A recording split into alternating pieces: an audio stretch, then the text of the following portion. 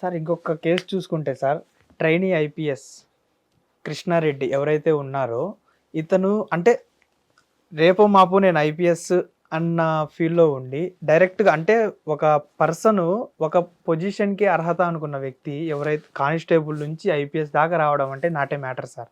అది మీకు తెలుసు, మాకు అందరికీ తెలుసు. బట్ ఇలాంటి వ్యక్తి మీద తవ్వే కొద్దీ ఏదో ఒక సెక్సువల్ హెరాస్మెంట్ ఇలాంటి కేసెస్ రావడం, దీన్ని ఎలా చూసుకోవచ్చు సార్ మనం? పురాణాల నుంచి మనం చూసుకున్నట్లయితే కూడా ఎటువంటి ఎంతటి పెద్ద పోస్ట్లో ఉన్నా కూడా సదరు వ్యక్తి స్త్రీకి దాసోహమే. అది ఓకే, రైట్. ఇంద్రుడు కూడా మనకు తెలిసిన విషయమే. ఒక స్త్రీ విషయంలో ఈ విధంగానే ఇబ్బంది పడుతూ పరమేశ్వరుడి దగ్గరికి, మహావిష్ణువు దగ్గరికి తిరగడం జరుగుతుంది. సో కాబట్టి అది ప్రొబేషనరీ ఐఏఎస్ కావచ్చు, ఐపీఎస్ కావచ్చు, సమ్ ఎక్స్వైజెడ్ ఎవరైనా కావచ్చు. సో అంతెందుకండి, సాక్షాత్తు గతంలో చీఫ్ జస్టిస్ ఆఫ్ ఇండియా వారి మీదే లైంగిక ఆరోపణలు రావడం జరిగింది.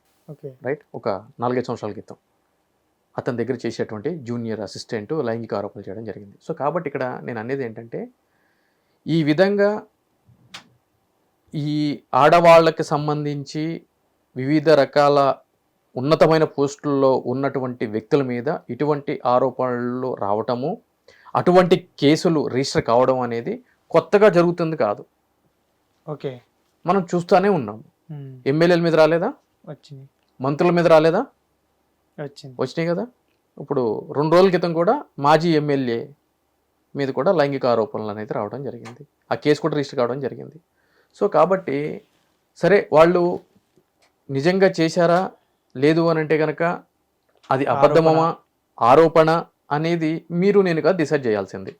సో ప్రాపర్ విచారణ జరిగి ట్రయల్ జరిగిన తర్వాత కోర్టులు డిసైడ్ చేస్తాయి. Exactly, right. సో దానికి సంబంధించే ఒలింపిక్స్ గేమ్స్కి సంబంధించినటువంటి బ్రిజ్ భూషణ్, బీజేపీకి సంబంధించినటువంటి ఎంపీ పోగట్ విషయంలో కూడా వాటిలో కూడా అతనికి క్లీన్ చిట్ ఇస్తా నిన్న ఢిల్లీ కోర్టు కూడా ఇవ్వడం జరిగింది.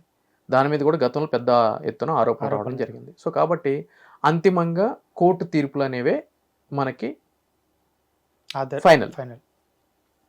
ఇక ఈ ట్రైనీ ఐపీఎస్, ప్రొబేషనరీ ఐపీఎస్ అని చెప్పని అంటాము. సో అతను గతంలో కానిస్టేబుల్గా విధులు నిర్వహించి ఆ యొక్క విధుల్లో ఉన్నప్పుడు ఏ విధంగా అయినా సరే నా జీవితాన్ని ఉన్నతమైన స్థానానికి తీసుకెళ్లే విధంగా నాకు నేను తీర్చిదిద్దుకోవాలి అనేటువంటి ఒక సంకల్పంతో ఎన్నో ఇబ్బందులు ఎదుర్కొని సివిల్స్ క్రాక్ చేసి ఐపీఎస్ కొట్టడం జరిగింది. సో దానికి సంబంధించి ఇక్కడ పోలీస్ అకాడమీలో ట్రైనింగ్లో ఉన్నప్పుడు తన సహచర ఐపీఎస్, ఆమె కూడా ట్రైనీ అంట, ఆమెతోటి ఈ విధంగా లైంగిక దాడి జరిగింది, ఆమెను కొట్టాడు అని చెప్పి మనకి న్యూస్ రావడం జరిగింది. దాని తర్వాత అతని మీద కేసు రిజిస్టర్ కావడం జరిగింది, అతను అరెస్ట్ చేయడం జరిగింది, రిమాండ్కి పంపించడం జరిగింది. ఈ లోపు రోజు మనకు పేపర్లో వస్తున్న అంశాలు ఏంటి అంటే కనుక అతను వేరే మహిళతో కూడా సన్నిహితంగా ఉన్నాడు, లివ్ ఇన్ రిలేషన్షిప్లో ఉన్నాడు అని చెప్పి కూడా చెప్పడం జరిగింది. సో ఇవన్నీ వస్తున్నాయి. సో ఈ కేసుని ఏ విధంగా చూడాలి అని అంటే కనుక ఏ విధంగా చూస్తాం, ఒక మగ వ్యక్తి ఒక ఆడ వ్యక్తి మధ్య ఉన్న సన్నిహిత సంబంధం లాగా చూడాలి. ఇప్పుడు ఇద్దరికి ఇష్టం ఉంది. ఇప్పుడు ఏ రిలేషన్షిప్లో అయినా కూడా మన ఇద్దరికి ఇష్టం ఉండి మనం తిరిగినంతసేపు, ఎంజాయ్ చేసినంతసేపు ఏ ఇబ్బంది ఉండదు. ఎప్పుడైతే కనుక డిస్ప్యూట్ ఎరైజ్ అవుతుందో with regard to any issue, అది మనీకి సంబంధించి కావచ్చు, రిలేషన్షిప్కి సంబంధించి కావచ్చు, ఆర్ ఎనీ అదర్ థింగ్, దేనికి సంబంధించి అయినా ఉండొచ్చు. ఆ డిస్ప్యూట్ ఎరైజ్ అయినప్పుడు మాత్రమే ఇవి కేసుల కింద మారుతూ ఉంటాయి. రైట్. సో కాబట్టి ఈ యొక్క స్టేట్మెంట్లన్నీ కూడా మనం పరిగణలోకి తీసుకున్నా కూడా, కాకపోతే ఇక్కడ ఐఏఎస్ ఐపీఎస్ వీళ్ళని ఏం చేస్తాము అని అంటే కనుక మనందరం కూడా పిల్లలు రేపు నువ్వు ఏమవుతావు అని అంటే కనుక ఐఏఎస్ ఐపీఎస్ అంటారు. నిజంగా వాళ్ళ విధులు ఏముంటాయి, వాళ్ళ బాధ్యతలు ఏముంటాయి అని తెలియకపోయినా కూడా ఒక ఉన్నతమైన స్థానంలో ఉన్నటువంటి బాధ్యత కలిగినటువంటి పోస్టులు కాబట్టి అవి వాటిని మనము మొదటి నుంచి కూడా హై రెస్పెక్ట్ ఇస్తూ ఉంటాము. ఎగ్జిక్యూటివ్ బాడీలో కీ పోస్టులు అవి, ఐఏఎస్ కానీ ఐపీఎస్ కానీ, అవి సాధించాలంటే కనుక ఎంతో కఠోరమైన దీక్ష కావాలి.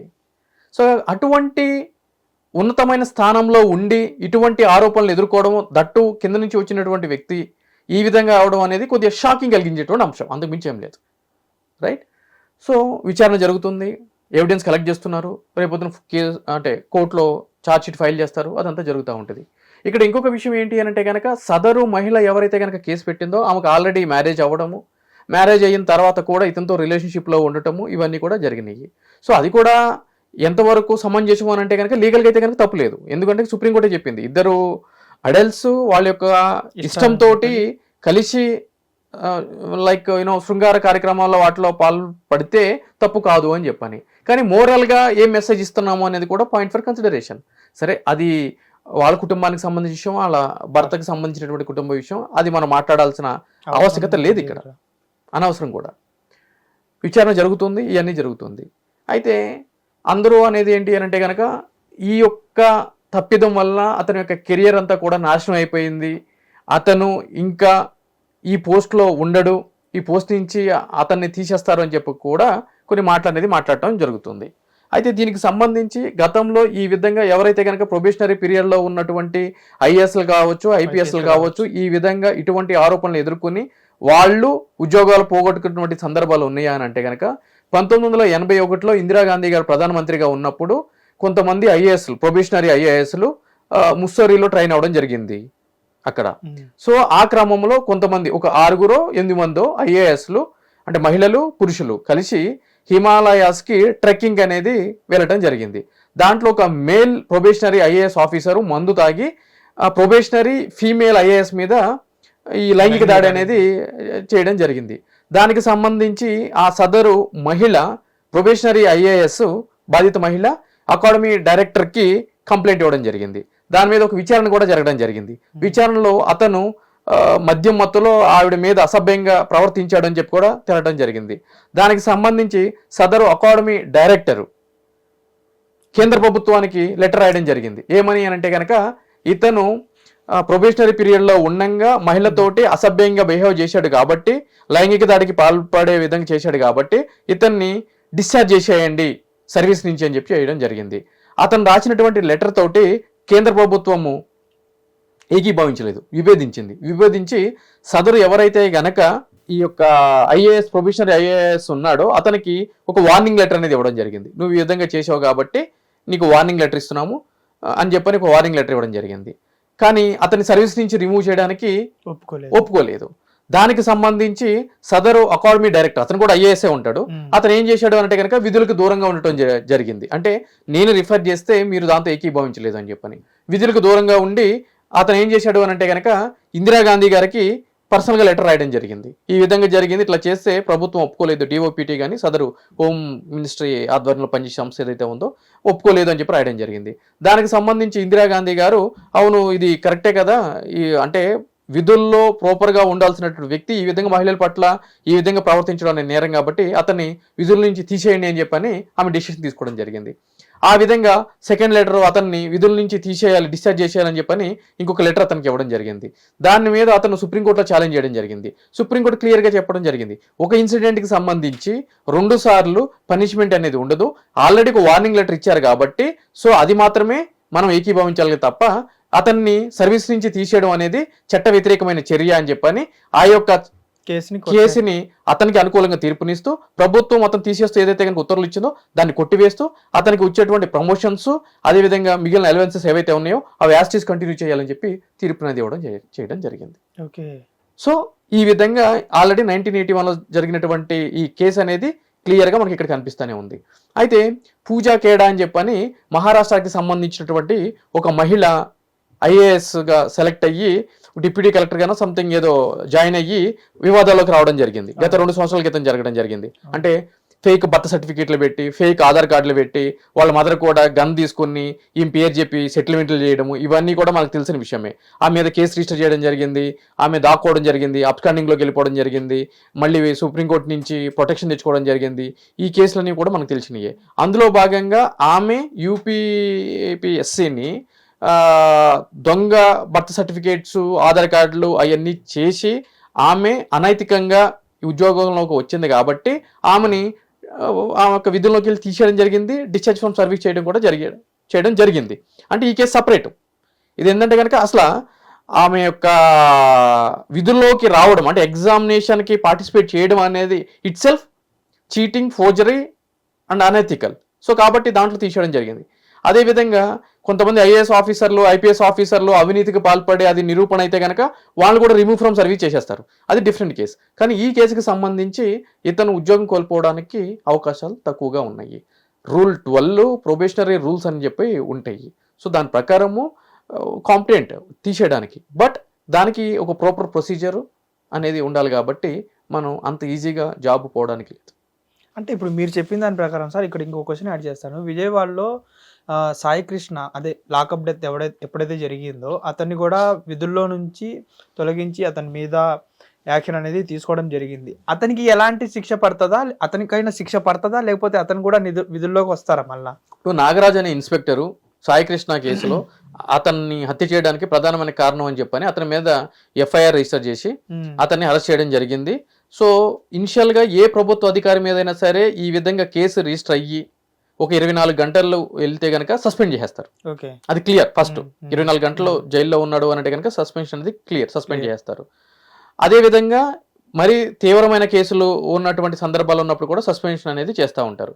చేసిన తర్వాత ఏం జరుగుతుంది అని అంటే కనుక ఇప్పుడు సిఐ నాగరాజు కేసులో అతన్ని కస్టడీకి తీసుకోవడం జరిగింది, అతనే అక్కడి నుంచి తీసుకొచ్చాడు, చంపాడు అని చెప్పి వార్తలు అవన్నీ రావడం జరిగింది, ఇవన్నీ జరగడం జరుగుతుంది. కాకపోతే ఇక్కడ అంతిమంగా ఈ కేసు కోర్టులో నిలబడదా అనేది పాయింట్ ఫర్ కన్సిడరేషన్. ఈ సిఐ నాగరాజు విషయంలో ఈ కేసు నిలబడదు. ఎందుకు అని అంటే కనుక సాయి కృష్ణ నిజంగానే చనిపోయాడు అనడానికి ఆధారం ఏముంది? ఇక్కడ బాడీ లేదు కదా, బాడీ డిసపియర్ అయిపోయింది కదా. సో కాబట్టి కేసు నిలబడదు. కేసు నిలబడినప్పుడు ఏం జరుగుతుంది అంటే కనుక అతను ఆ కేసు నుంచి ఎక్విటల్ అయిపోయిన తర్వాత అతను మళ్ళీ తిరిగి విధుల్లోకి జాయిన్ అవుతాడు. ఈ విధుల్లోకి జాయిన్ అయిన క్రమంలో కూడా సర్వీస్ నిబంధనలు ఏవైతే ఉంటాయో ఆ సర్వీస్ నిబంధనలు యాస్టీజ్ అతనికి అప్లై అవుతాయి. అంటే రేపు జాబ్లో జాయిన్ అయ్యేటప్పుడు డైరెక్ట్ అతను సిఏ కింద కాదు, డిఎస్పీ కింద జాయిన్ అవుతాడు. అదేలా?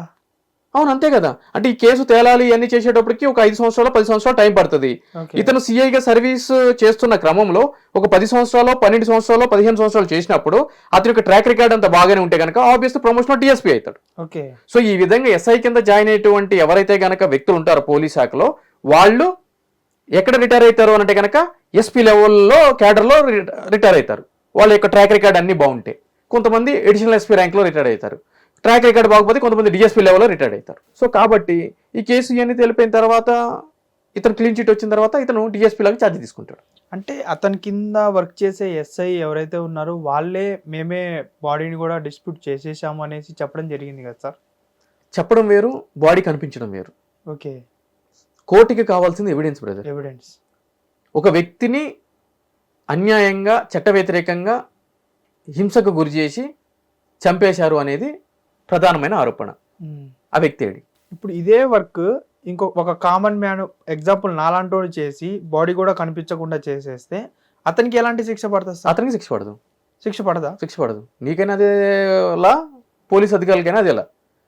ఎవరు మర్డర్ చేసినా కూడా అదే చట్టం. ఓకే. అంటే చాలా మంది ఏమనుకుంటారు, అతనికి శిక్ష పడుతుంది, అతను ఇంకా విధుల్లోకి రారు అనే చాలా మంది భావిస్తారు. ఇప్పుడు అతను కానివ్వండి, నాగరాజు గారు కానివ్వండి, లేకపోతే ఉదయ్ కృష్ణ గారు కానివ్వండి, ఇదే అనుకుంటున్నారు. కానీ ఇప్పుడు వీళ్ళిద్దరూ డ్యూటీలోకి జాయిన్ అయ్యే అవకాశాలు ఎక్కువ ఉన్నాయి అనేసి మీరు చెప్తున్నారు. వాళ్ళిద్దరు అనుకోవట్లేదు, మీరు చెప్తున్నారు.